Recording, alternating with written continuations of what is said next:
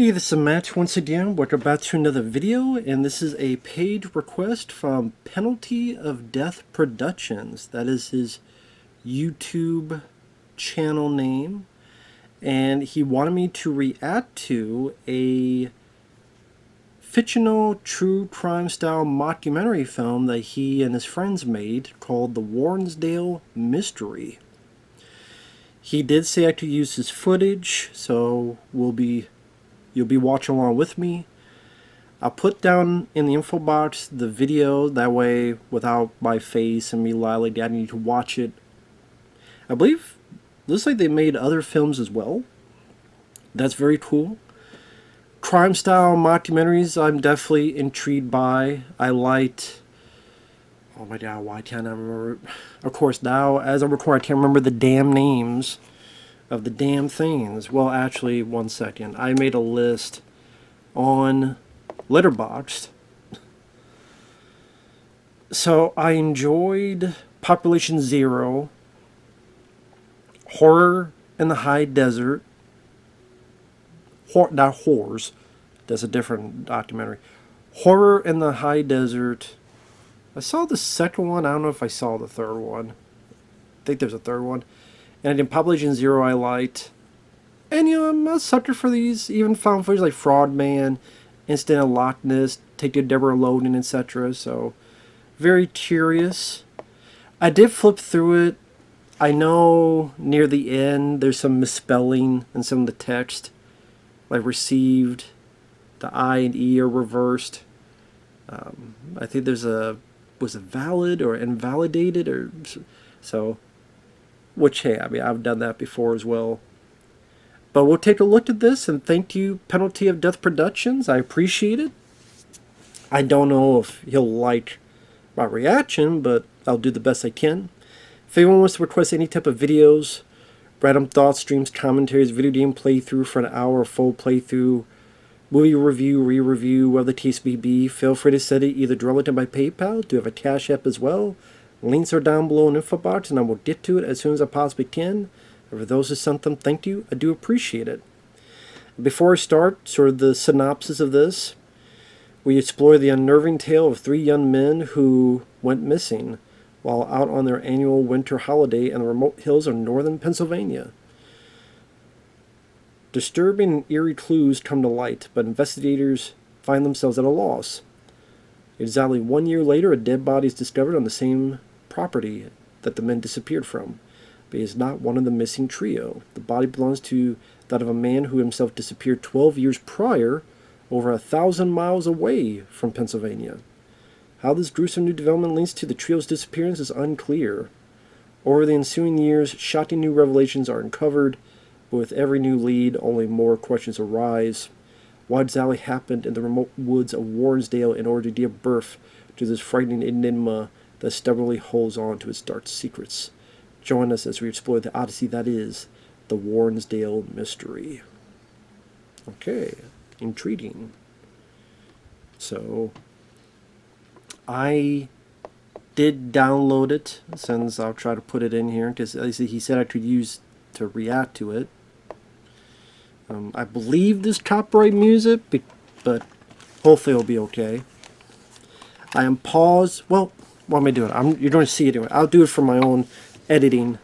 I'll pause the beginning. Make sure my volume's going.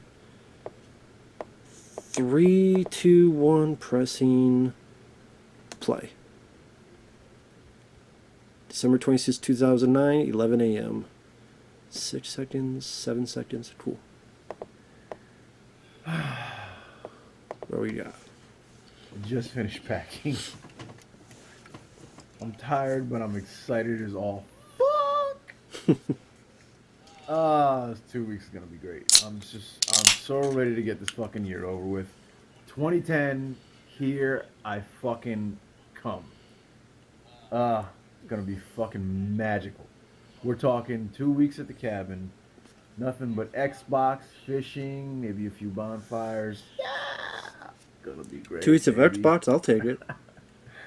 Oh, son of a bitch. I live for this shit every fucking year ever since we started doing it. I wonder if Troy's already up there.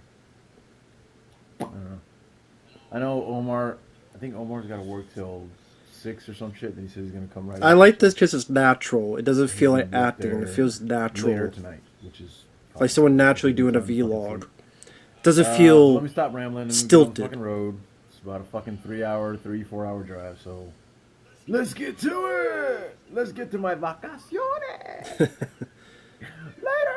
Again, it feels It'll be natural. great. Like some people like try to act it, but it's like they did stilted and wooden. So I like that it feels natural like this. That helps with the believability.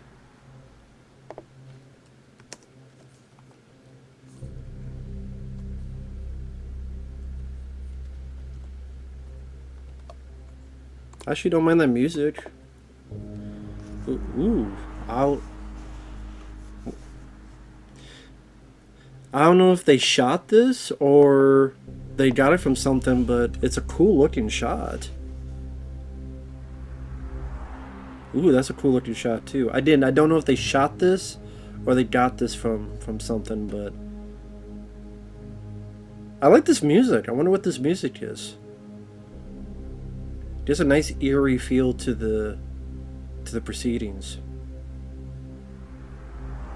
I'll try to shove so you can hear it.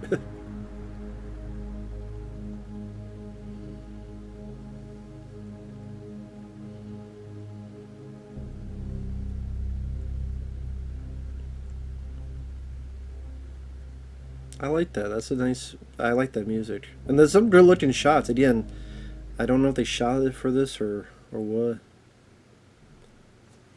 Our strange odyssey begins on the night the of hell? December 26, 2009, in a remote lakefront property. Look, I was at the bottom of a nestled beer. in the woods about 15 miles Was someone west drowning? of the town of Warrensdale, Pennsylvania. The property is a modest cabin with a scenic overview of a small lake. On this particular night, the cabin is occupied by 33-year-old Damien De La Vega and 36-year-old Troy Oliver Knight. The two men are spending their winter holiday in the cabin they co-rent with another man, 31-year-old Omar De La Vega. Troy, who happens to be Omar, Damien's first and cousin. Damien. The three men have rented this quaint little timeshare for the past 4 years or so and have regularly made this their winter retreat for Christmas and New Year's since the latter part of 2005.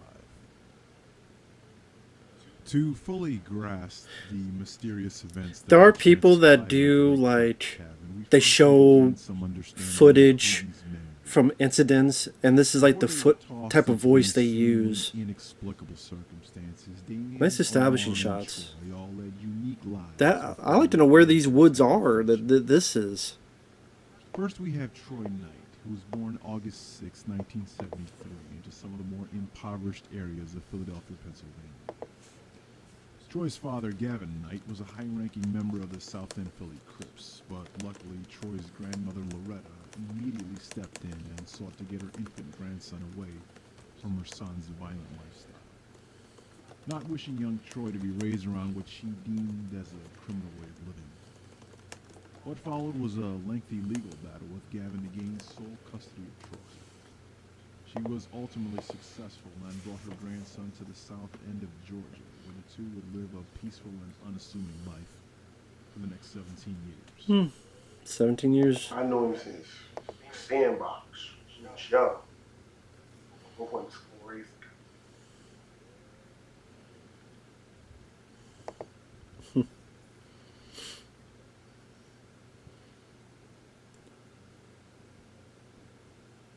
Gavin would never get the chance to meet his oldest son, but would go on to father 3 more children, including his second son after Troy, Derek Knight. Sadly, Loretta passed away in 1989 of heart disease, leaving a teenage Troy with no one to look after him. Ultimately, young Troy moved back to Philadelphia to live with an aunt on his mother's side. It was here that Troy learned of his father's death 3 years prior, the result of a drug overdose. Here he also met with his younger brother Derek, who had followed right in his father's footsteps and decided to indulge in the gangbanging lifestyle. The two would have a rocky relationship for the next several years, as Troy wanted no part of his brother's... I wonder what this questionable footage being shot. activities. What was the purpose? Just a family meeting. Me and my brother grew up very Gee, is it my headphones? having different moms and everything. Okay.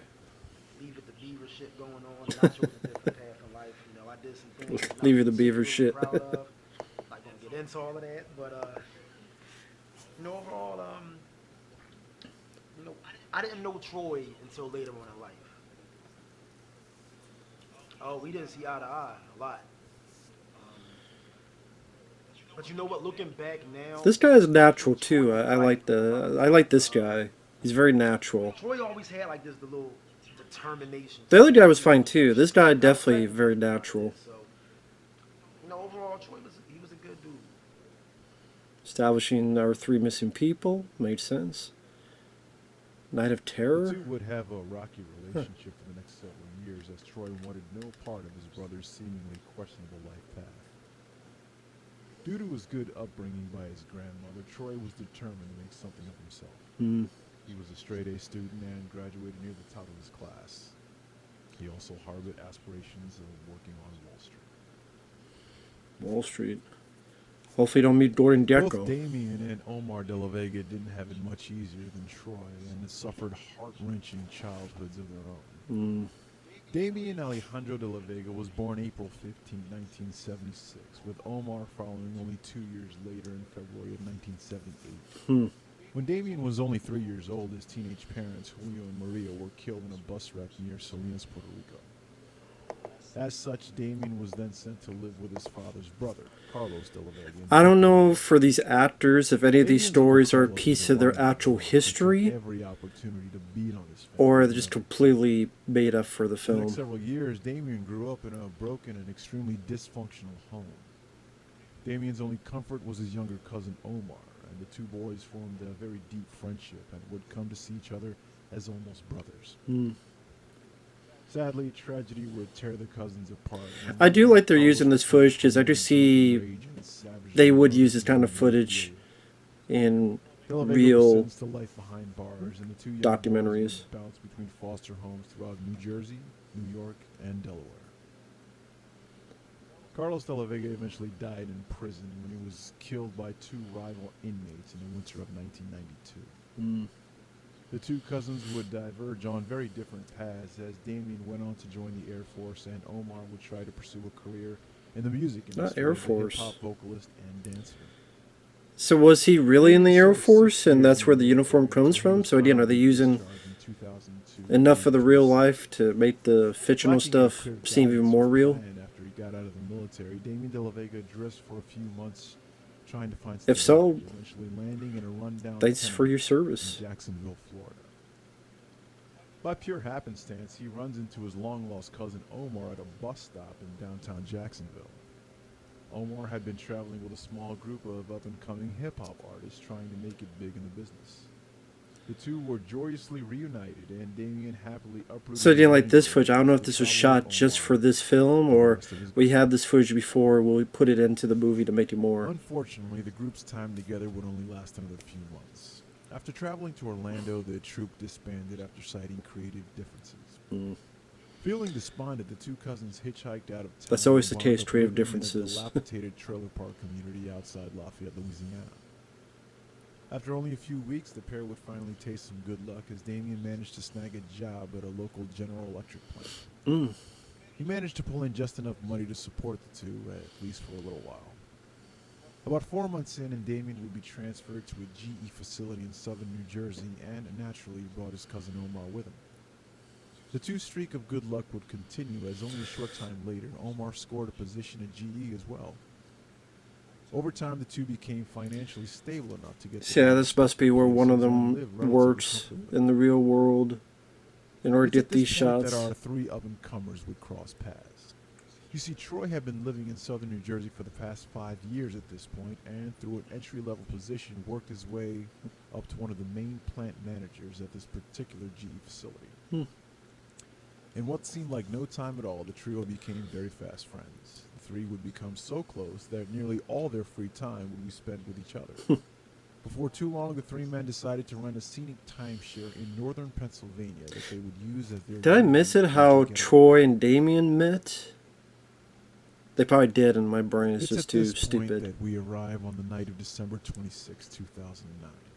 Day after Now, it was Christmas? customary Shit. for all three men to spend both Christmas and New Year's together at the cabin. However, this year will be slightly different. He might have said something in passing about like what he was finna do for the rest of December, but I mean, I really don't remember.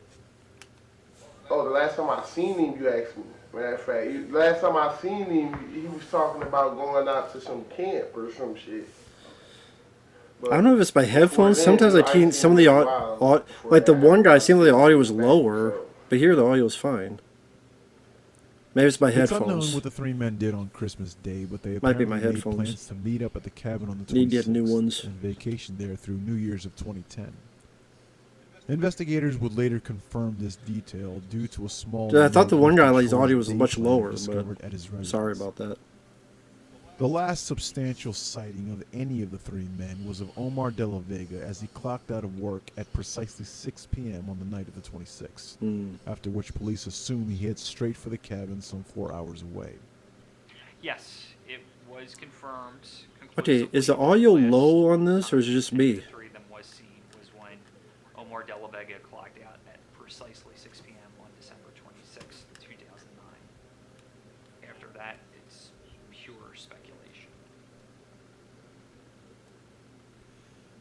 Exactly what happens after Omar leaves work Yeah. can only be speculated upon, as indeed the events of the next 9 days at that remote little cabin. Sorry, my will headphones must be probably really fucking never up or be fully something. known.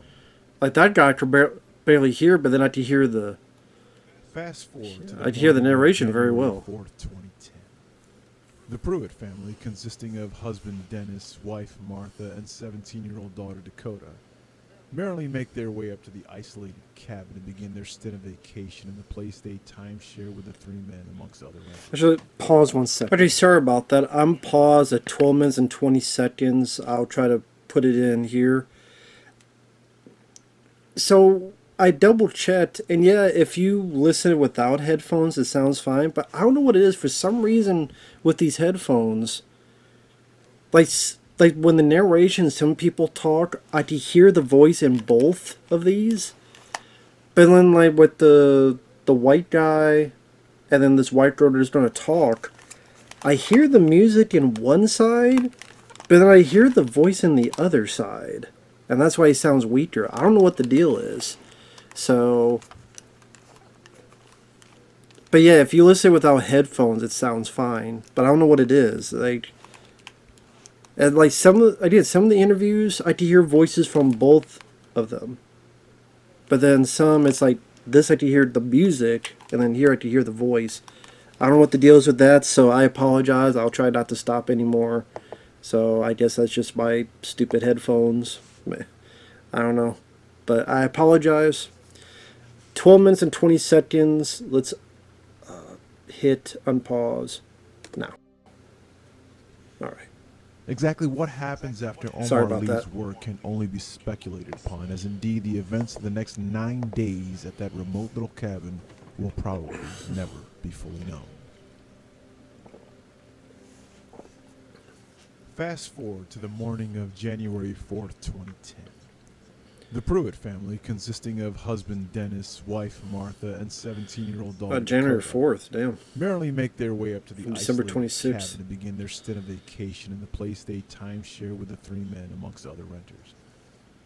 Timeshare, okay. My family had been vacationing in Warrensdale every winter since I was 10. That cabin was built in the late 80s, I think, and we've been using it as a timeshare every January. My memories up until that point were nothing but happy. In fact, I looked forward to it every year. We would spend Christmas and New Year's in New York, then pack it Definitely put some effort into editing this, like all the different pictures, It's always footage fun. of driving, even this stuff here. So definitely some effort put into it. As they pull I up to the appreciate dirt that. that leads to the cabin, the family is surprised to find 3 cars parked outside. Now, the arrangement the timeshare owners have with one another is the previous occupants have to be vacated at least 1 day before the next arrivals are due to show up. So timeshare, okay, Pruitts one find that day. The front door is left ajar and the family is cautious upon entering. They call out I several would think times so. to see if anyone is home, but are only met with an eerie silence. It was just a few days into the new year, and and we were headed down to Warrensdale like we did every year. Everyone was excited. We pulled up to the cabin and we immediately noticed there were still cars parked out in front, which we thought was kind of strange since the people that had been staying there before had to be out at least the day before. I remember feeling very unnerved. When we got up to the front door, something just didn't feel right about the whole thing. The married couple and their daughter slowly make their way through the house, their sense of trepidation. Well, your feeling was right. There's definitely some shenanigans going on. They search the cabin but find no Call the signs of Ghostbusters, I don't know. However, all their belongings, including wallets, keys, and clothing, all still remain to be present. The Pruitts would later give a statement to police that the cabin was left in a state of, quote, mid-habitation. It was as if the three men had been there 1 minute and gone the next. It was Thanos. The thing about it was, the front door was slightly open. Which So my their mom keys and their forgot about. wallets are gone, and So their much cars so are that she there, was but they full around disappeared into this thin cabin. air. We didn't find anything. Hopefully the We slowly predator made our didn't way get through him in the cabin. woods. We yelled out if anyone was there, but nothing. It looked like someone had been there. One of the TVs was flickering. A lot of the lights were still on. Well, yeah, if there's wallets I and mean, keys and stuff we there, didn't of course sense someone's like a been struggle or there. anything, but Who the hell's going to leave their wallet? someone had been there just Was there to money in it? explore Did you and steal the left money? in a hurry. Well, they had $200, but maybe they had $100. There are no signs of a struggle except How would they know? the open front door and a back window which was left unlatched. There was food on the table, the television was on, and even an Xbox gaming console left running. Finding Aw, the situation man. extremely unnerving, the Time to family take it. decided to alert Free police, who Xbox. responded to the scene about 20 minutes later. Xbox is mine. When authorities comb the premises, they will subsequently find a series of bizarre and frightening clues that will only present more questions than answers. Going into this case, I thought it was going to be basically open and shut. No big deal. These were just three guys that we had that were going on some sort of drunk bender over the weekend. Probably got lost in the woods somewhere. There was nothing really particularly 3 people getting off lost in the woods isn't a big deal. in any, usual sense. Maybe it does sound like a cop, I don't know. But as we began to process the scene, I think 3 people being lost in the woods is a pretty big deal to me. Especially if I was the one lost. well, for starters, I found out that Omar, Damien, and Troy left behind their phones, their keys, their cars, anything that any normal person, would take with them on some sort of trip. That, and Just then as opposed to an we abnormal processed the scene person. Further, we found out that there was a bloody knife in the backyard. One of the more disturbing items found by police is a kitchen knife smeared with blood in the backyard. Now, initially, this point, Yeah, that'd be pretty telling. that some kind of violent altercation had taken place and that foul play may have been involved with the 3 disappearances. No However, shit. later forensic testing would reveal that the blood on the knife was indeed that of an animal.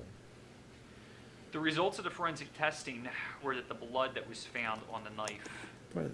actually came from a red deer, i.e. it was not human blood. Kill an animal with a kitchen knife? The knife itself seemed to be of a set owned by one of the 3 men, but curiously, the handle was devoid of any fingerprints. In one of the rooms, a smiley face drawn in crayon was found etched on a mirror with the words "To Dawn" scribbled underneath. Finally, a short video clip was found on Damien's phone, which seems to show the 33-year-old making odd gestures with the very same knife that police had found in the backyard. Who the fuck is Dawn? Yeah, that's not creepy. There was some smiley face graffiti found on a mirror. And the Smiley very face graffiti. Yeah, it's a bit creepy. disturbing video found on Damien's phone. He appeared to be in some sort of trance, possibly under the influence of drugs or some sort of hallucinogen. It's meth. It's Yeah, methamphetamines. Knife in his mouth. It was They've been turned to crackheads. disturbing, to say the least. Well, as you can imagine, the 3 of us were pretty creeped out. I mean, all the cars were still parked out in front, but there's no sign of these 3 dudes. My dad got on the phone and called the cops. I hate to say it, she's the one that feels the most acting. Foul play was something that was The considered, lady, but at the same time, like we didn't have any Damien evidence. and We didn't actually have any the evidence of guys the who were friends crime, with Troy, they feel so more it natural. appeared The that lady feels a bit Sylvia more missing person case at acting. least remained open to all That's just me. possibilities at the time. But hey, I'm an asshole. I don't know how to act Cold either. activity So was considered I as a do a worse job. possibility. It was an But at avenue least I know. that we pursued, but it wasn't something that we were able to prove conclusively. But neither could we rule it out. So we reached out. We Maybe it was discovered a that really. both Omar and Damien had no Maybe other it's someone who likes to. relatives. Maybe it was someone who hates the Troy New York Knight Giants. had a younger brother, Derek. I just saw one of them had a New York Giants shirt. Maybe it's someone who hates them Trying to and said, "Fuck your shirt, you dead." It's at this point where the mystery deepens. It was later discovered by police that none I don't know of the why, three I men ke- had I been swear I keep reported as hearing, like, a missing when mouse authorities attempted clicking. to contact the trail's relatives. I don't know what it is. Like Curiously, only before one the could be narration found. starts, I swear I keep Troy's hearing younger like a. brother Derek, who had been staying with Troy on I don't and know what off it for the is, last like, several I'm months, hearing reports things. that he had not seen or been in contact with his brother since mid-December, some 2 weeks before Troy would allegedly leave for his trip. As mentioned before, the two weren't close. Derek further commented that he had been in Texas since December 12th visiting an old girlfriend and didn't arrive back in New Jersey till about the 29th of the same month. I was at Troy's spot for a couple of months, but I was in and out of there all the time. So I was with my homegirl in Texas, so I really didn't even know the whole situation as it was happening. I think it was maybe like late January 2010, and a detective called my phone. Apparently, they have been trying to track me down for a little I while. hear like a telling me heartbeat that on my the brother had, soundtrack. Interesting. he was missing. Where I was like, "What you mean, my brother's missing?" It didn't hit me. It didn't really hit me at that time, but it's like time went on. It was like, oh wow, this is some shit. The gang angle was something that was investigated, but since this is an ongoing investigation, I can't really comment further. That was interesting. It was like a heartbeat, but then the Derek is heartbeat was not like considered a slowing suspect in down. his brother's disappearance, as his whereabouts can be corroborated by several different sources. Derek would go on to say that it wasn't at all unusual for him and his brother to stay out of contact for long stretches. Damien and Omar had no other family to speak of besides each other. The police then honed in on the trio's workplace and proceeded to question the plant's some 500-plus employees. All indication seems to point that nothing seemed to be amiss with the three men in the days leading up to their disappearance. All appeared to be in good spirits and in fact were excited about their annual trip up to the cabin. After the cabin had been processed, we looked more into these three men's backgrounds, and we found out that they all worked at the same electric plant, so we immediately made a beeline. We did extensively question hundreds of employees of the plant, and we found that these were just three normal, typical guys who came in, did their job, didn't cause problems, and they enjoyed these outings periodically. I knew Troy for about 5 years before the incident had occurred. The other guys, they came on about a year and a half after he did. So I'd say about 3.5 years for those guys. No trouble at all. They were good hard workers. They really kept to themselves, and they seemed to have great camaraderie with each other. So I'm not saying that I'm listening to the dialogue. More about the three guys. Nothing unusual at all to speak of was found at the plant. No. My parents and I Cops were taken like- down to the station and were interrogated. These for cops are like, hours. they didn't give me shit. They didn't give me any As a info. 17-year-old girl at the time, having never seen the inside of a police station before, the whole situation was pretty scary. The Pruitts were questioned extensively and investigated, but based upon everything that we came across at the time, This guy's doing fine. neither confirmed As or the denied cop, their he's doing fine. He's being very matter of So at fact, this time, they are not being actively considered. relaying the information. I wish that had been the end of it. When we were being questioned, the cops flat out told us that they had no reason to think that we had anything to do with why these two guys went missing. I don't mean to be But mean, just this as lady time just went feels on, like the most it became clear acting. to us that we were being looked at as potential suspects. It became clear to us that maybe we're looked at as suspects. Like she's being dramatic. Which at that time I didn't really know much, but I tried to help however I could. I ran off the missing person posters and all of that. But like this guy just feels like natural, like he just And when they say that how it would come out of his mouth. really appreciate somebody until hear it hit me kind of hard. It was also learned that all three had scheduled extensive vacations through December and into January. Both Damien and Troy had scheduled to be away from work from Christmas Eve through January 7th. Omar had scheduled his vacation from December 27th through January 10th. I didn't really get into Troy's life like that, you know. So I didn't really know who he hung out with or what they really did. So I never met the other two cats. I really couldn't tell you much about. So here we have three men who have seemingly vanished off the face of the earth, and for over 9 days, no one even knows they're missing. Throughout the subsequent months, exhaustive efforts were mounted to try and locate the missing trio, but leads quickly ran Sometimes dry, that's all it and takes. the case inevitably stalled. That's just all it takes is a matter of days. Sometimes I think, sometimes I put thought into that. See, I think now this that guy, I maybe could the hear him in person that both. got him to go out there with him. This guy, I could hear him both. Probably, I don't know. I don't know. It's Like, fucking it's headphones, just, sorry. Like, it's so many things that could have happened to him.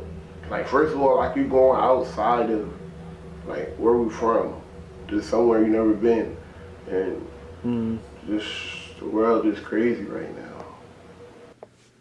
Yeah, it definitely However, is the crazy right perplexing now. I don't blame odyssey him of for saying the that. Warrensdale I like him too. I disappearances like him as too. the case would come to be officially He's right. The world is solved crazy. was far It's just from getting over, and the crazier. preceding years would see the investigation take so many twists and turns.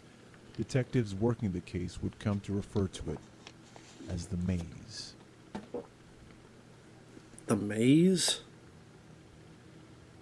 Why is it called the maze? After that, nothing for close to a year. The leads dried up.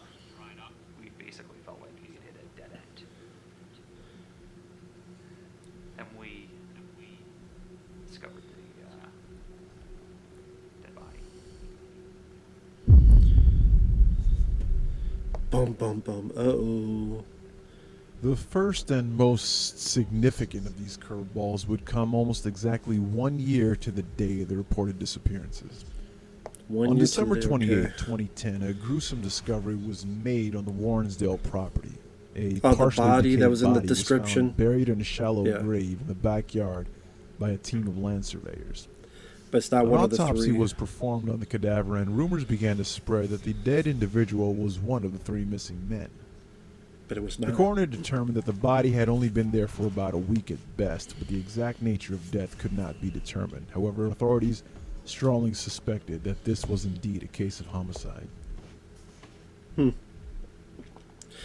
Homicide or justified homicide? Call the John Jane angle in this case a curveball would be the understatement of the decade. Suddenly, the investigation shifted from a missing persons case to a possible murder investigation, but none of these pieces fit together. They didn't make sense. When the body was finally identified, police were shocked to learn that he was not one of the three missing bachelors. The deceased individual was identified as a 41-year-old man by the name of John Andrew Jane, a man who had been reported missing some 12 years prior in late 1998. Detectives were at a loss to explain how he ended up dead and buried on the lakefront property, and if he had any link to the three missing men. Yeah, that threw me for a loop, because the detective hit me up and said, like, we found a body. And the first thing I'm thinking is, like, please don't be my brother. But then he contacts me again and says, it's a white guy. So, of course, obviously it wasn't my brother. But, I Right. felt relieved, but I didn't know what to make of it. almost That's immediately, understandable. Relief that's not your brother dead, but his mother he's still missing. What the saying fuck happened? that they had the identity of this body that we had found, which was something that we were hopeful for a while. But then the results came back. We found out this person was none of these three men. So, like, is there a serial killer that lives in this area that kills anyone whenever it wants to Never that's heard on the this name property? John Jane before in my life. Didn't have any idea how he could be tied into this investigation. If he was even involved in this investigation. He was so far off my radar until he showed up in the morgue and where he was located. It was interesting to say the least. An extensive background check was carried out by the FBI, but there wasn't a shred of evidence that indicated that Jane knew any of the three missing individuals, or that his own mysterious death was in any way connected to Damien, Omar, or Troy. So what was to be made of this new yet baffling piece of evidence that just seemed to I don't know drop onto what. I detectives' swear I keep desks hearing from like out of someone nowhere? clicking a mouse. I don't know why. Well, before we can answer that, perhaps it's pertinent that we look at the man himself. So just who was John Jane anyway? Hopefully not an asshole. I'm just kidding.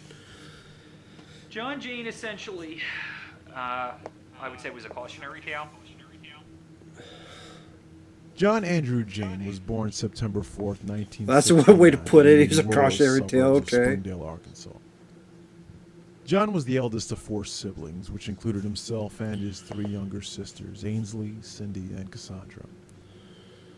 John was described as a painfully shy child growing up and had a great deal I of thought you were going to say difficulty making friends pain at in the school. ass. Okay. He Painful developed an shock, okay. acute degree of anxiety and depression in his teenage years as a result of his social awkwardness. John was very complex. He wasn't much of a talker. He had this I don't know. happy-go-lucky I'm not much of side a him. talker either, so. But I can tell he struggled with a lot of pain.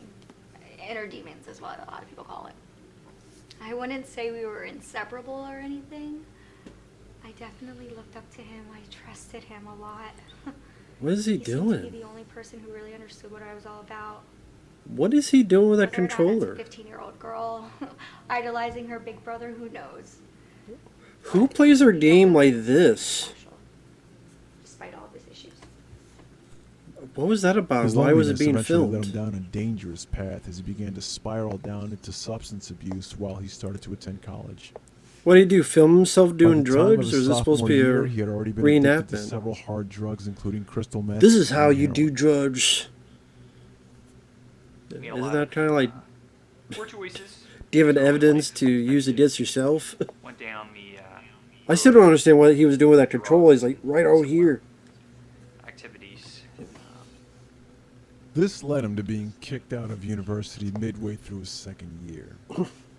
During the course of the next decade or so, he Maybe they saw that bounced footage. He from shot five him different recovery doing and blow. rehab facilities and programs, making little progress in his battle against So his he's a addictions. druggie. That's the cautionary tale. Okay. By the early winter of 1998, he was staying in a small apartment with his youngest sister Ainsley, who was only 15 at the time. For the next several months, Jane would drag his little sister into a dark world of drug addiction and alcohol abuse. Uh-oh. Okay, interesting. Oh. We saw VHS stop, but then now it's not VHS anymore.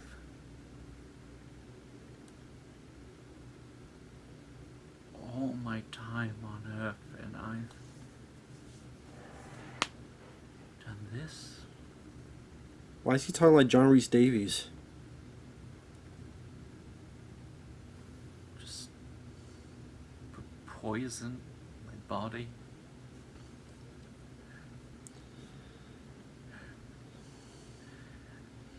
And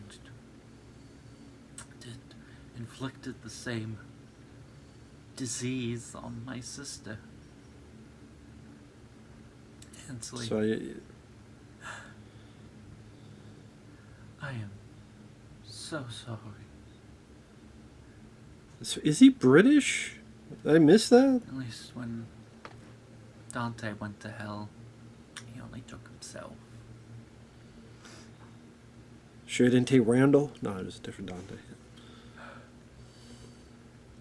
I can't do anything right. That's okay. Nothing.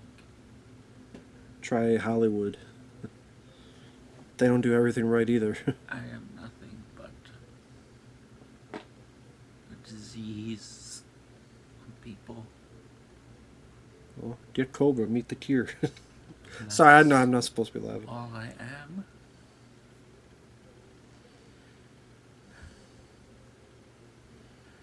And all I ever will be. I could have been a contender. After a while, he ended up moving in to a small apartment with his younger sister in southern Arkansas. I wasn't really big on that acting. I know I'm being a dick, but that acting I thought was a bit. And it's like trying to sound like On John the Reese night Davies of November or something. 19, 1998, Ainsley reported that her and her brother were spending the night Sorry, at I know home. I'm being an asshole. John was apparently in his room asleep while Ainsley sat in the living room with her boyfriend But watching like, television until the but I early do morning that hours. not to be a dick, It but just was to be a honest. normal night. So if I say, nothing unusual, we were both at home.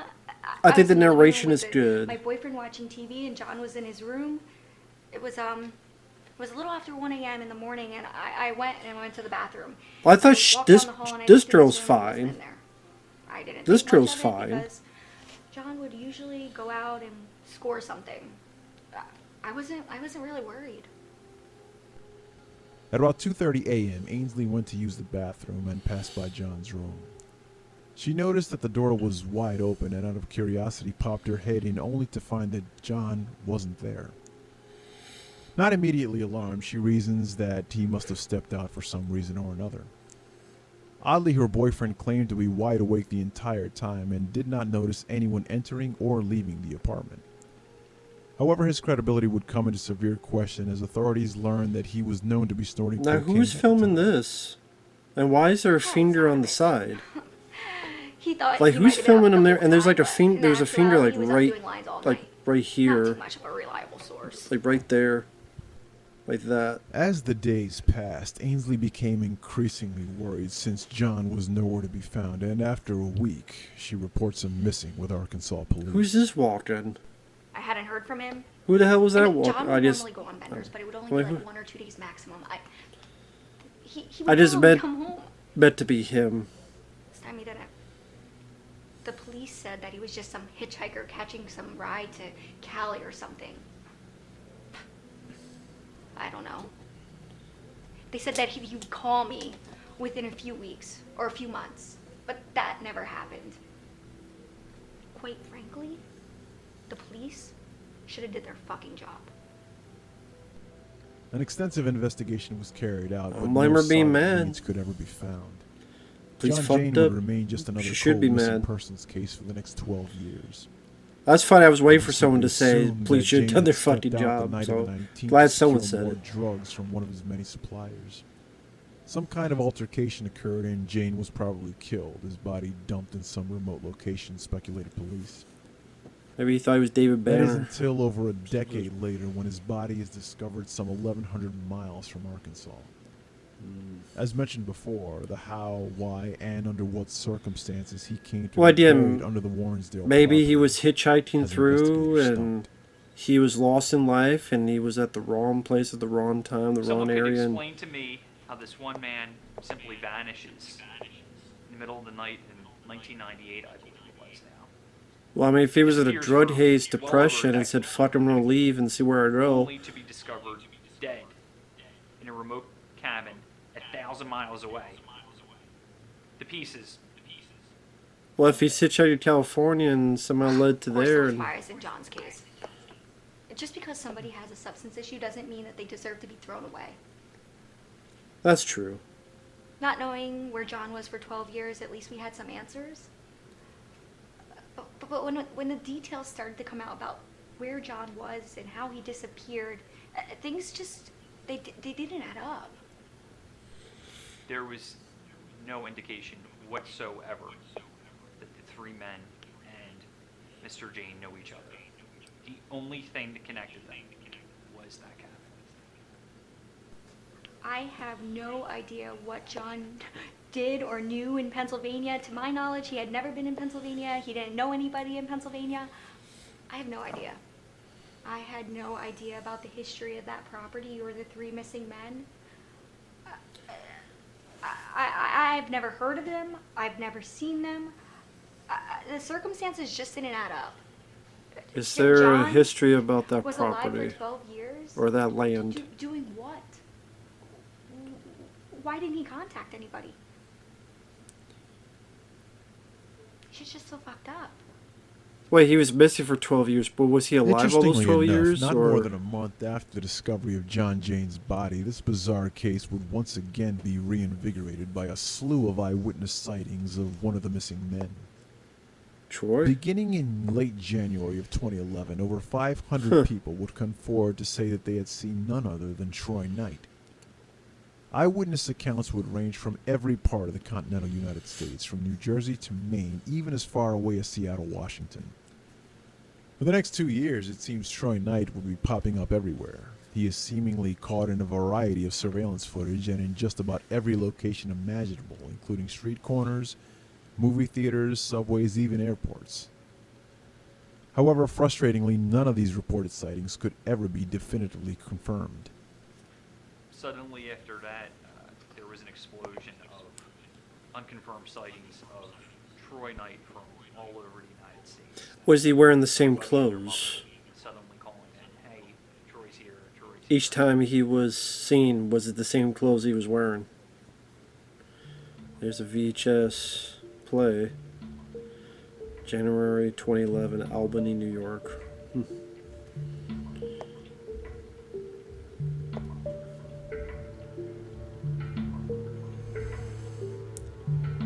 Bowling Green, Kentucky. Okay.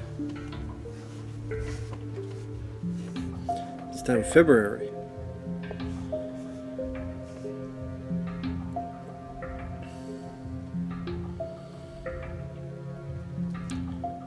Wait, what was that about? Was that him passing by? I thought it was a white guy. I can tell that's him. I thought it was a white guy passing by. Sorry. Yeah, it looks like if that was him, that was a different shirt. But here it looks like the same shirt as the first. San Antonio, Texas.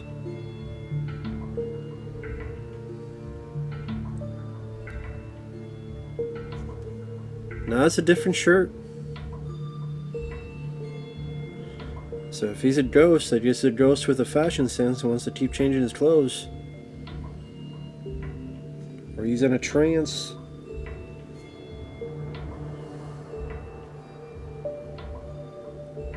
How the hell is he forwarding going to all these places?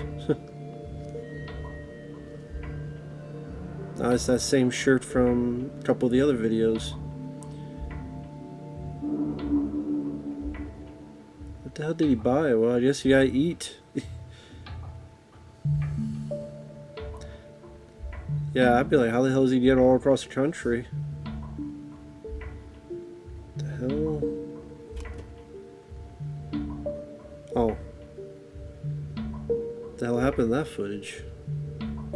Lansing, Michigan. Yeah. What is that? Like a safe mail or safety deposit? What? Chicago, Illinois.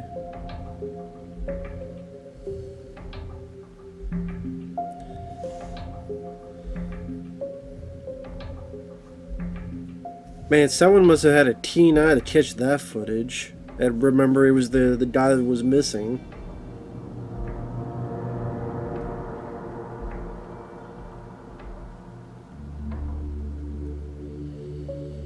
Yeah, sometimes he has that same shirt, sometimes he has a different shirt on. What the hell? What kind of place is that that's so fucking orange? What place was that? They gave me hope. They gave me hope because, you know, up until that time, I didn't really think that my brother was dead. Like, I didn't think he was dead. But at the same time, it's like now it's like, yo, son's out there somewhere. It's like, where you at? What are you doing? And if you are out there, like, shit, send a text or a message, something. It appeared to be Troy Knight in this surveillance footage, but we could not conclusively verify that it was in fact Troy Knight. And that's definitely my brother, call it a gut feeling, but, I think that's him. From the footage, it would make it appear that Troy was alive at the time. Yeah, that guy looks white. Physically similar in stature. Like, I'm like, is that? I didn't know that. That's supposed to be him. But you had to remember, some of that footage was also clear footage. Then suddenly the sightings seemed to drop off just as abruptly and mysteriously as they had begun. Yet if all of that wasn't enough, in the fall of 2014, almost 5 years after the trio had gone missing, a mysterious email is received by Morgan Roberts, the current girlfriend of Troy's brother Derek. At first, Morgan noted that she almost didn't notice the message as it was filtered by her spam folder. But going through the folder, she spotted an email under a strange header, namely, quote, "To Dawn, to you, I am Night." The message contained in the email was a typical spam advertisement for Viagra. However, at the very end was a short video clip attached. When she clicked onto the video, she was shocked to see Troy riding in the passenger seat of a car. Yes. Why would you want to click on spam? That's where he get hacked. That led us again to believe that it potentially was Troy, or that he had been following this investigation, but And who to Dawn? simply ascertained. Definitely intriguing. I would say it. Definitely an intriguing mystery. I wonder what the hell's going on. Yeah, I wasn't expecting that. When I saw it, I said like that's my brother, but I don't know who that is. Like, call it intuition, call it family ties, whatever, but something's definitely wrong with that video. He looks like he's in trouble. Like, he looks like he's in trouble. It's his brother, but you know something's up with him. He's in a trance, or it's a fake, or it's a clone, or it's a Getting desperate. someone wearing his The brother's message at body as a first suit. glance seems to make very little sense, as Troy only utters one phrase, quote, "Make your way to dawn," after which he just blankly stares at the camera for a few more moments, at which the video then cuts out. It should be noted that the same phrase, "to dawn," was found in one of the rooms of the cabin written on a mirror. Now, what significance this phrase has on the investigation, if any, has yet to be deciphered. In the video, Troy doesn't address any particular person and doesn't provide any information as to his whereabouts or to whom he may be traveling with. I mean, I don't know what he could have been running from. Like I said, he's a straight race dude. I don't know what could have happened. I thought they said it was the in his passenger life seat of a car, but he's in the driver's seat, unless that's not the triggered him to go video. on a run. Maybe I misheard it. 2 more years would pass without any further developments in the case. Then one day in late October of 2016, a mysterious individual walks into a small police precinct near San Diego, California. The man is tall, thin, and sports a long, grizzled beard. Thinking that the man might be homeless, the officer at the reception's desk asks the man if he's all right, to which the man responds by handing her a small, folded-over note. The officer opens the note, which reads, quote, "Damien knows why JJ is dead." Not knowing what to make of this, the officer instructs the man to take a seat while she retrieves some other detectives. When she returns a few seconds later, the man has vanished. Okay, why would Police she have combed through the leave? surveillance footage at the Call. station where the incident took place, and while they admit that the individual fits the rough description of Damien, a positive identification was all but impossible. Why would she leave the guy's eye of sight? You call and get someone in here. JJ, who the fuck is JJ? Who the fuck is JJ? JJ Walker? We get notification from San Diego police. Who the fuck is JJ? A man who, according to Was that the... appeared Oh, was that the Damien Delamega, 12-year missing guy? Okay. hands the reception officer a note saying I'm not used to him being called JJ, so that's why I was a bit confused for a bit. So receptions officer walks then I missed back it for 12 to years. get his fellow officers, and by the time they reappear, the man was gone. The man was estimated to be between 6 and 6 feet 2 inches tall and weighed about 155 to 160 pounds, So, noting a looks like significant Damien. loss of weight if this was indeed Damien de la Vega. At the time Damien disappeared, he was known to weigh about 185 pounds, and to further obstruct any kind of positive ID, the man's gaunt and But unkempt Troy's just appearance, walking around. coupled with the grainy nature of the footage, adds Ye- further difficulty in having certainty in his identity. Based Maybe this upon guy what the escaped. officers saw, He's in based hiding? upon evidence that was available to them at that time, So Damien looks they like he's in seemed to believe that hiding. it This other guy, possibly Troy, could have not. been Mr. So De La Vega. yeah, where's There Omar? was some evidence that does point to the fact that it could have been him. The name Damien, for starters. Also, JJ could have been John G. However, there were facts of this case that were also easily accessible, which leads us to possibly believe that this might have been a hoax as well. Anybody could have walked in and pretended to be Mr. De La Vega. Next, the police examined the note that was handed in. Investigators noticed one Be a weird glaring hoax. inconsistency, namely being in the way the name Damien was spelled. The real Damien de la Vega used an A rather than an E seen in the message. The note was subjected to handwriting analysis and was compared to known samples of Damien's other documents. The comparison came out as inconclusive. The note was dusted and ran through forensic tests, however neither fingerprints nor DNA could be found. Yeah, why would he misspell his own Lead name? detectives will not comment further on the incident, but have made statements that they believe this event at the small station to be a hoax, although they are not ready to dismiss it entirely. If it was seemed that Damien, this was why just would he another misspell his near miss name? in this already overcomplicated case. On one hand, the evidence does seem to point to the fact that this very well could have been Mr. De La Vega. But then at the other side, because we've had so many curveballs thrown at us in this case, it very well could have been a prank.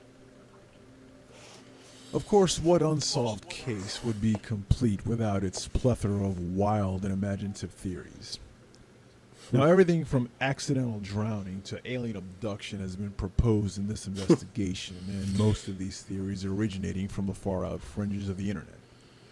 Of For many years course. following the disappearance, the suspicion was directed at the Pruitts, the family that first reported the strange scene to Warrensdale police. Now, they have vehemently denied any involvement and maintained that they The have White been family extensively did it. It was questioned by them. authorities. It was them all on. The media has definitely I don't had enough trust to her. beat my parents. They have been Chris doing Farley this. told me, kill Whitey. According to them, we're fucking public enemy number one. Chris Farley told me that. I'm Black Sheep. Now, it seems they have been cleared by detectives, as all three have airtight alibis regarding their whereabouts in the 9 days in Also, what question would be the when three men motive? were thought to have disappeared. What would be the But as many in motive? the family will tell you that even unto this day, the case hangs over their heads as a very dark cloud. But again, what would be the motive for this Pruitt family to do this? I feel terrible What would be the about it. motive? And then, Disappeared. like, if you don't want to kill What someone, everyone why has to understand is be that my also family right then and just there went on and- vacation. We just happened to be the first ones on the scene. I My want to say be family obvious, had but nothing to do with this. so yeah, it However, would make we will mo- examine it one wouldn't make a whole prominent lot of sense. hypothesis that has been thoroughly embraced by some investigators. This is what they believe happened.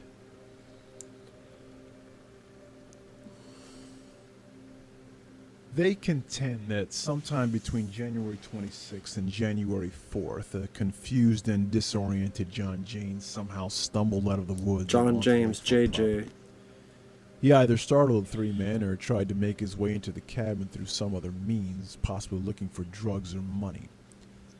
A fight breaks out between himself and the trio, and either by accident or by design, Jane is killed in the altercation. In a panic, they bury the man in the backyard, and in an attempt to escape prosecution, decide to flee and start whole new lives. I thought the knife was Now, animal needless blood. to say, the theory is riddled with problems. Critics are quick to point out that it is highly unlikely that John Jane would have just stumbled onto the cabin without explanation after being missing himself for some 11 years at that point and over 1,000 miles away from Arkansas, again, without explanation. Critics also point to the fact that if the three men had decided to take off and disappear, why on earth they would leave absolutely everything behind, including all their money, transportation, and clothing, to just bound off into the surrounding woods without a plan or destination in mind. Exactly. Why would they leave that shit? And they showed the knife, but I thought they said the knife, it was animal blood. Many so. detractors of this theory state that the hypothesis is ludicrous at best and defies any kind of logic. Furthermore, the thought that Jane was killed by the trio doesn't seem to be supported by the coroner's findings either, as the autopsy report clearly states that John had only been dead a few days at best, while the three men had been missing for a little over a year at the time of the body's discovery. Oh. But from what I understand, He was dead for a guys few went missing days. A year before John's body was found. The timelines just they don't match up. I mean, see, I really don't listen to any of that bullshit. You know, I learned a long time ago that people are always going to try to jump in or put a little spin on something, or put a little Hollywood twist in it. And you know, I like this. that's This what I'm guy's my saying. None of favorite. these dudes, I would say this guy's my you favorite don't know so what far happened to him. being interviewed. And it doesn't bring me any I like that, all closer to that finding out bullshit. where he is or what's going on with him. This thing just hangs over my head like a dark cloud. The guy before this is my favorite. I'm sorry, I don't know your name, lady. Not It's been a nightmare. not big on her. What is the truth behind this most perplexing of cases? As seen, several theories have been put forward, but nothing even close to a definitive answer has ever come to light. And so over a decade later, police are still scratching their heads. Hmm. What happened to these three men, and what could have caused them to seemingly vanish off the face of the earth? Definitely interesting What mystery. happened to John Andrew Jane, and what led to his mysterious and untimely demise at the lakefront property? Why did the JJ Did he disappear? somehow know the fate of Troy, Omar, and Damien? How did he and was die on somehow this property? silenced just to keep him quiet? Years later, and all who have been affected by this tragedy are still clamoring for some kind of an explanation. I'm like, don't go in cabin in the woods anymore. Fuck that. I would just tell my brother, like, nigga, come home. Like, enough is enough. Like, you know, it's going on long enough. You know, you got a brother that cares for you. If you are in trouble, you know, just reach out for help. I got you. But, you know, I just realized we never really got to enough is hear enough. And if you Troy's don't wanna come home, voice, then just still reach out. right? We never like Something. this guy's brother. We never got to hear Troy's voice at all. Personally, this case is the first thing that I think about when I wake up in the morning, and the last thing that I think about before I go to bed at night. It actually consumes me. I was gonna say this case, Yeah. bunch of I horse still shit. think they out there. You might be out there, and anything can be happening. Like anything could happen. Like they could have him trapped somewhere in the closet, somewhere in the basement, somewhere handcuffed, somewhere, treat him little by little. So anything could have happened. But like I would try to keep his head up. You know what I'm saying? There's people out here. Still searches on for you, you know what I'm saying? And we still here for you, you know what I'm saying? And that everything that's in the dark gonna come to the light eventually. So And this guy I like because he seems like he's just trying to find the best of words, but he doesn't know what to say. And My dad died 2 or 3 years after John disappeared. I don't mind her. My mom. She reminds me a little bit of Sally Field. I mean, it wasn't sunshine and rainbows before this, but I like some of her dialogue. Shit's fucked up, you know. That's a real reaction. If I were to say anything to Damien, Omar, and Troy, guys, if any of you are watching this, come home. You've got people who love and care about you, including myself. Now, obviously, I don't know you guys personally, but being involved in this case, You know, honestly, I don't trust her now. Maybe they're right. Maybe she is. She did do this. If I saw this, if this was like real, I'd be like, that's my major suspect. Until there are cold hard facts about the situation, you never know what I almost forgot about this guy. might still be out there. He may come home. So they'd be ready for him to come back. It'll be alright. I don't think nobody want to disappear. I don't think unless I can't see myself wanting to disappear like unless I've been through some real bullshit. Like I don't think so. That's not him. That's why it's so strange. I like that. That's why we here where we are today. But the only way you want to dispute been through some real bullshit. Answers. True. More than anything else. Maybe they I did. wanna know why my brother was taken from me. I want a sense of peace from all of this. Well, it does say mystery, so When I you read can't this, say it doesn't solve case anything. file, Well, it says mystery for a I'm reason. reminded that the names on the page are not just statistics. These are human beings with families and friends that love and care about them. They are entitled to closure. They are entitled to know exactly what happened. And I'm not going to stop trying. If you know anything, get off your sorry ass and say something. There are a lot of Don't look at me. I don't know nothing, lady.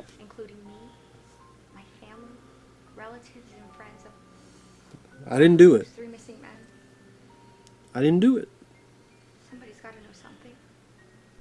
Not me. Don't look at me. I don't know shit. I don't know nothing. I didn't do it. To quote Robert McFarlane, the unknown is so inflammatory to the imagination because it is an imaginatively malleable space. A projection screen onto which a culture or an individual can throw their fears and their aspirations. Yeah. And much like Echo's cave, the unknown will answer back with whatever you shouted it. How about go fuck yourself? They shout that. I'll listen. Why do I keep hearing like someone clicking on something? I'm going insane. I feel I hear like clicking. It's 5 minutes left. We'll see if there's something here. Warrensdale mystery. Damien, height, weight, missing 2009. Case status unsolved.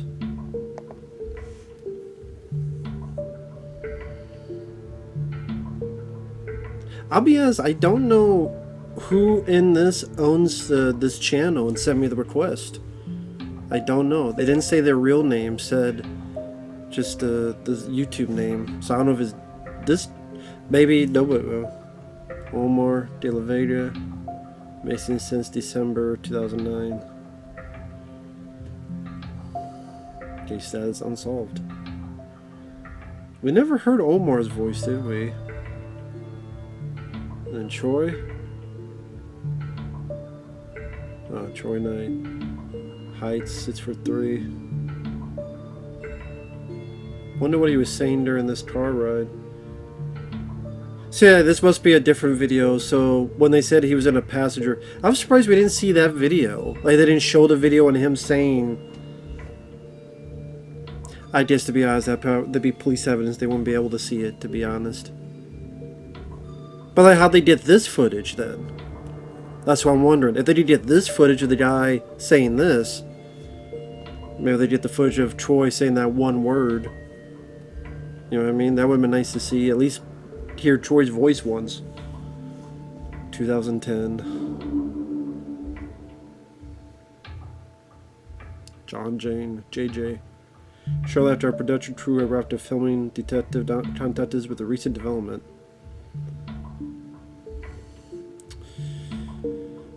Yeah, received. And validity, L and D, there need to be an I in there. So validity and receipt. I've done it before too. I know it's annoying.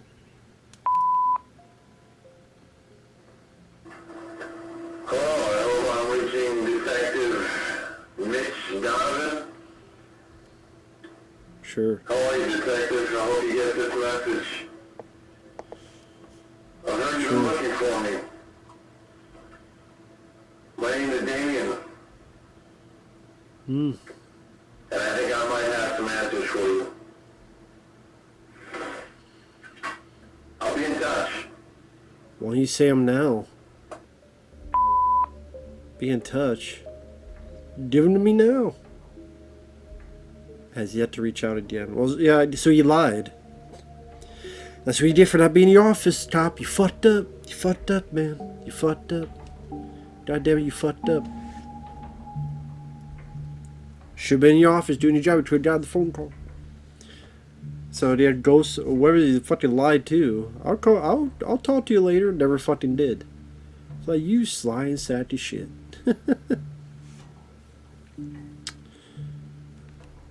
Make sure there's nothing else. We got about 2 minutes. Let the credits play.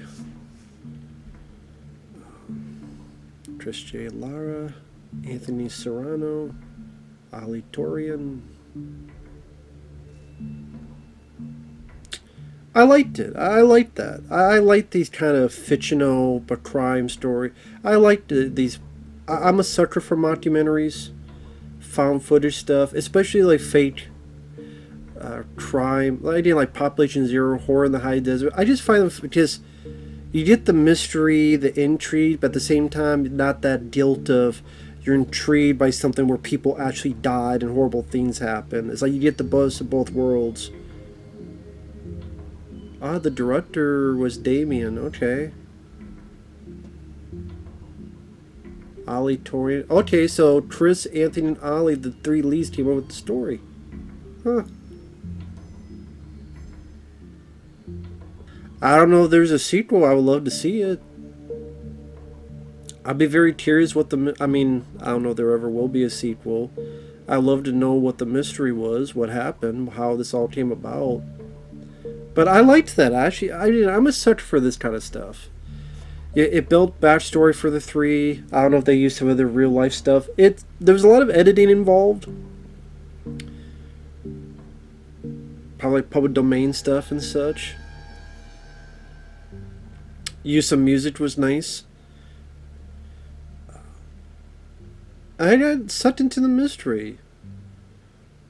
I mean, yeah, why is this guy disappearing every other way? And how come this guy disappeared and then he died a few days ago while these other people have been missing for a year? I liked it. I liked it.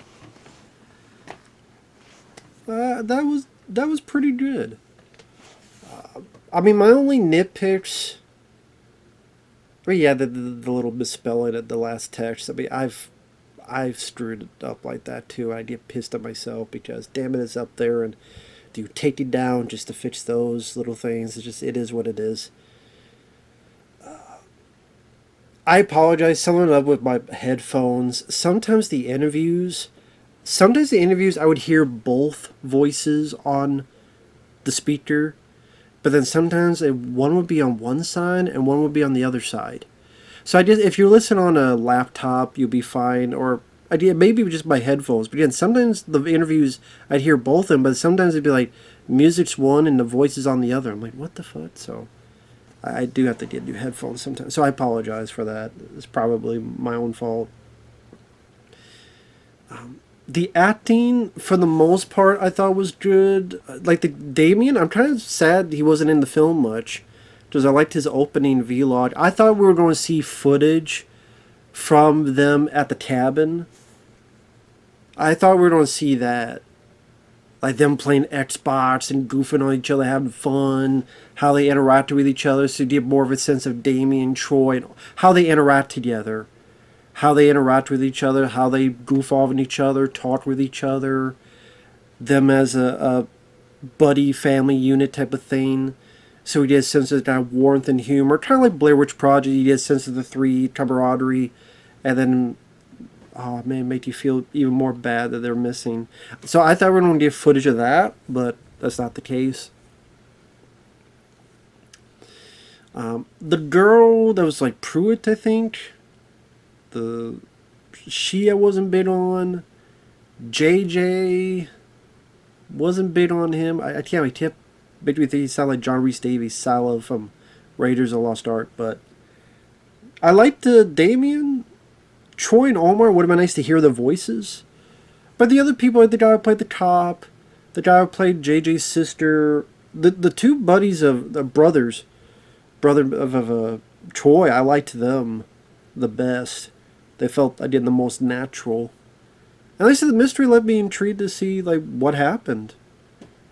Why did the guy put the paper down, and why is Damien misspelled? Who's Dawn? What's Dawn? What the fuck does Dawn even mean? Dawn the dead? Are they mad? You know, the Monroeville Mall is going to be Dawn, and they gotta go see that to Dawn. They saw that was going in the future. They're pissed off the mall's going away. I don't know. So what's that? Why was Troy everywhere across the country, and sometimes with the same shirt, sometimes with a different shirt? Is he a ghost that's bored, needs to eat? I don't know. Does he see him going in out of stores getting stuff? I'd be very curious. I don't know if there ever will be one. When did this come out, by the way? Let me look at the date. Curious. 4 years ago. This is so well done. So much to unwrap here. Amazingly well done. Incredible work of research on this. I'm having problems with the sound.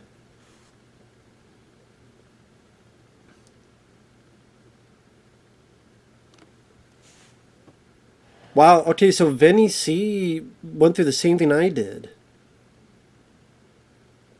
There are some parts where the talking goes out, but the background music is still there. For example, every time the detective's on screen, I don't hear any talking.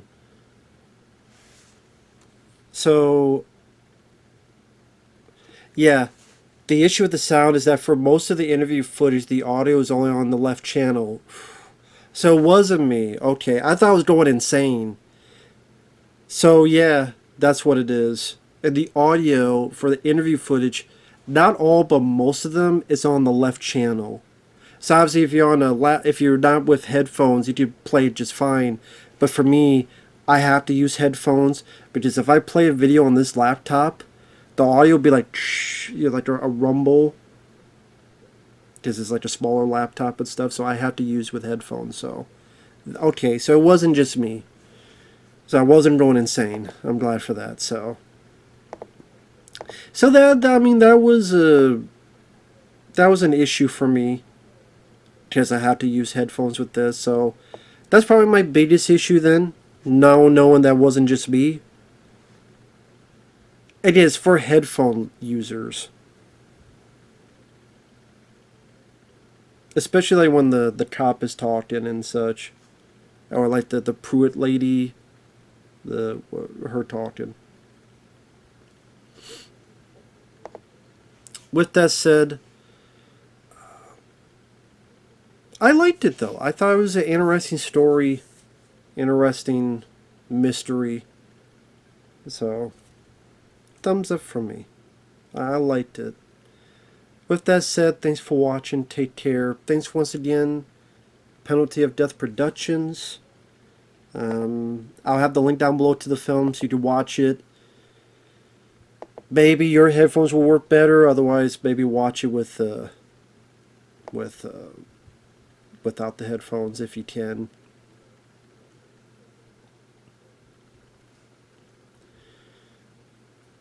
Let's say they do videos on unsolved mysteries. Other stuff too. Cool. I don't know if they ever did a sequel to this. But, yeah, definitely working on their own, like, cases, mysteries.